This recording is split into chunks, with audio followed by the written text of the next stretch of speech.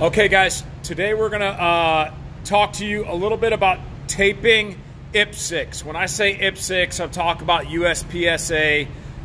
They're the same target as far as I know. Obviously, IDPA has the hole in it. I can't tell by the perforation cuts on this whether this is a USPSA or an IPSC, but those terms in my mind are interchangeable. Somebody could probably check in the comments and tell me that they're not. But so these targets are more expensive. They're a greater financial investment for you guys than printing off pieces of paper with free B8s or buying B8 centers at 4 cents a pop or whatever. So I know that in a previous video I've talked about attention to detail as part of a culture of excellence. This is not about that. This is more about attention to detail to save yourself money and to give yourself the feedback from your paper target that you deserve. So this target's been shot up. I fired a pretty good amount of rounds at this. But this target is still totally usable for my purposes. What I'm choosing to use this target for is the entire A box being the acceptable, good enough strike zone to establish some real speed metrics. So I'm throwing shots into this paper that I'm not checking in and confirming with my sights to the point that I'm falling in love with them and wasting excess time on the clock. I'm looking for sight pictures that are good enough that I have a decent indicator that the rounds are going to land within the established scorable zone for the purpose of trying to do better and improve my human performance. All right. So the key to that is if you say that the A zone is your good enough, you need to be able to see the A zone. Like, bottom line, you need to know what shots are good and what shots are bad. So when I tape on targets, and we're not talking about for competition or in the what's the word I'm looking for speed. All right, we're not talking about taping quickly so that you can continue to train.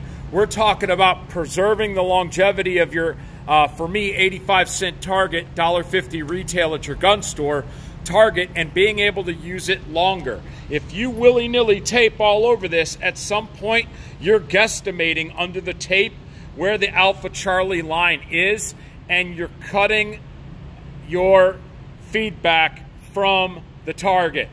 So the perforated line, as you guys can see, follows my tape. All of my tapes, even if I don't totally cover a bullet hole, all of my tape parallels perforated lines. You guys can see just from the outline of the brown, you guys can see where the definitive edges of my alpha are at. That helps me with calling shots back at distance. As I launch a pill into this and I'm quote-unquote negatively taping, if I see it all the way on this piece of tape, I know for a fact it's a Charlie. I know it, okay? And so that's an alpha. That line broke, and it line broke over my last tape. So I would tape over just the part of the bullet that was outside of the alpha, and that's gonna continue to maintain that clean line. If you have a line break that goes over 2 lines, if it's large enough that you think you might mistake that for an impact, then come in at the bottom and tape this way as well. So you have a clear delineated break in the tape between your perforated lines. And as long as you're maintaining negative scoring, y'all, you can shoot the crap out of this target when you're trying to push your speed metric.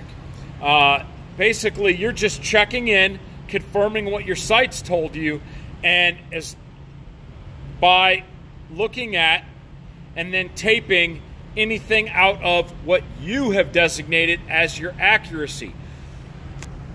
If you throw a mic and it burns the edge of the target, the chances are, and this was a target from yesterday or 2 days ago when I was firing hammers on a transition drill.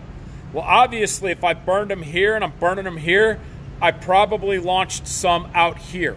So if I get unaccounted for rounds, I don't want to be going back and looking at previous burn holes and saying, oh, that must be the one that I can't account for. Dog.